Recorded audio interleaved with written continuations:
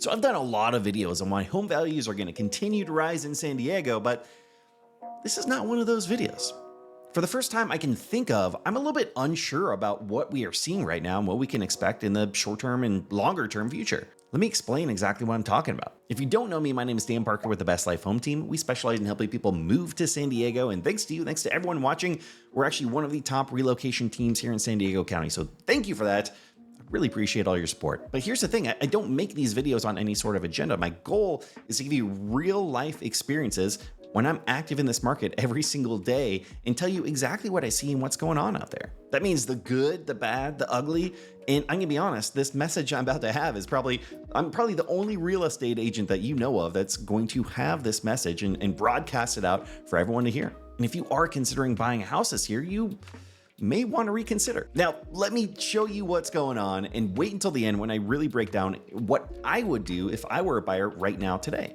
Now, what I think is important and crucial to understand when you're looking at the housing market and where it's going is consumer confidence. I think it's one of the most impactful things to figure out whether or not the consumer, the people, whether or not you think it's a good time to buy or sell a home. Now, the data that we normally go off of, what you're seeing, whenever you see headlines about the real estate market and what's going on, it's usually about median home values, what supply is like, what demand is like. And the problem with that is that's kind of delayed data. If we're looking at closed sales statistics from 2 months ago, that means they accepted offers a month before that. So we're talking 3 months ago, an entire quarter previous from when we're talking now today. But when we're talking about consumer confidence, those are the people that are looking at purchasing in the future, in the near future, the somewhat near future, 6 to 12 months. So what is the future going to look like? There was a nationwide survey done by Fannie Mae about the consumer confidence in the market, and specifically in May of 2024. We have a record low of 14% of people indicating that it is a good time to buy a house right now. It has literally never been this low. And what I find is most interesting about this information is that's not led by the media blasting us with articles about an incoming recession or upcoming market crash. We're just not seeing that like we were 2 years ago. In 2022, there was a 6-month period where consumer confidence went down a little bit.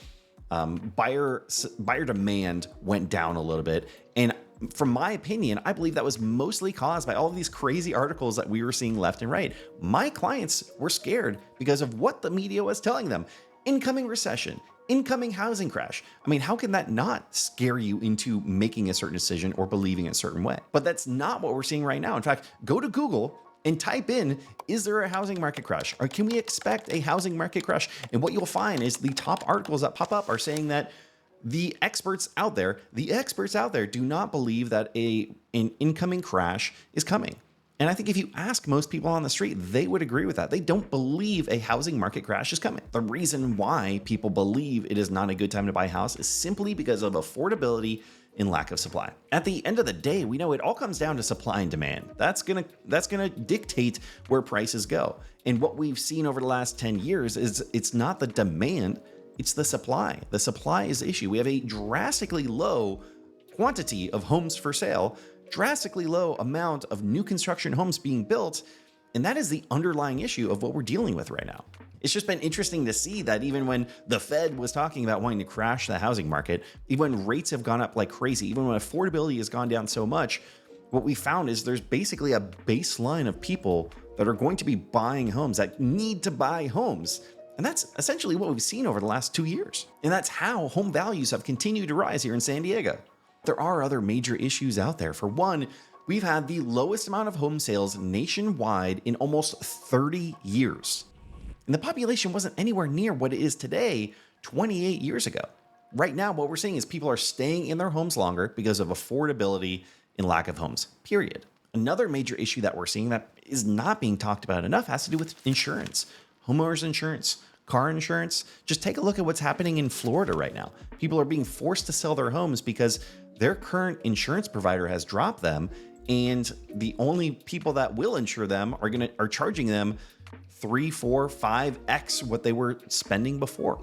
We're seeing it in California with the wildfire hazard zones. That is a major, major issue with buyers that we're working with right now. And we've seen over and over again in homes where it would have cost $1,000 a year to insure. Now we're looking at $2,000, $3,000, $4,000 annually. And that's on top of all the other expenses, everything else that's going up. There is pain in this marketplace, and increasing buyer hesitancy because of affordability. Understandably, just take a look at the numbers. If you were to buy a house today, let's say it was the exact same price as back when it was a 3% rate. Today you're looking at a 7% rate.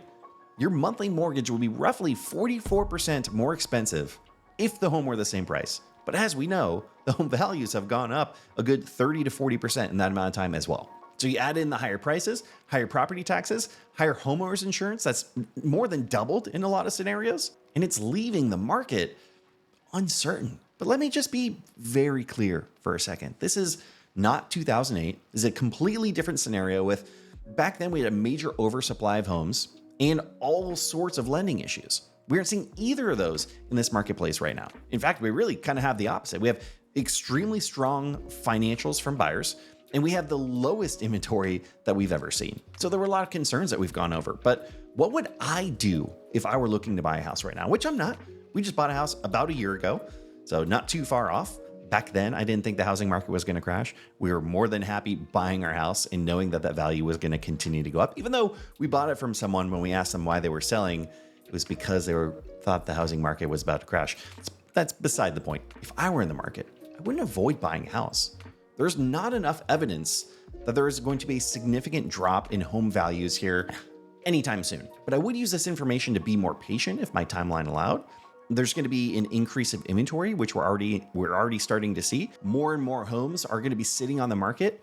Currently, 48% of the homes are sitting on the market more than 10 days. So that means there's still a lot of homes that are selling faster. Still a lot of homes that are selling over their asking price, but 48% aren't. And so that's going to give you more opportunities for negotiation, more opportunities for a lower price, more opportunities for a temporary rate buy down, more opportunities for a more flexible contingency periods. Also, it's really important to keep in mind, there are going to be Fed rate drops. We're all expecting it. Sure, there's now only supposed to be one this year. It's getting pushed back, but they're planning on doing several in 2025. So looking farther ahead, this could alleviate some of the affordability challenges. Problem here is because of low home sales and affordability issues, there are a ton of people and there's a ton of demand sitting on the sidelines. It's going to be interesting to see if or when they're going to decide to enter into the market. I'm curious what you think. Do you think that we've reached peak home values here in San Diego? Let us know in the comments. These normally get pretty spicy. I really like to hear what you guys are thinking. What do you have to say? Is the market going to crash? I don't think so. If you want a personalized opinion on whether or not buying a home in San Diego right now is right for you, give me a call. I'm happy to discuss. We have our discovery call, which you can schedule down below with a couple clicks of the button. You get access to my calendar. It's a 30-minute free Zoom call where we can just chat about your situation and see if it makes sense or not. But if you're not ready for that, you probably want to know if it's actually worth spending $1 million on a home in San Diego, because a lot of people look at what's out there and they think the answer is probably no up front, but you might be surprised. Thanks so much for watching. We'll see you on the next one.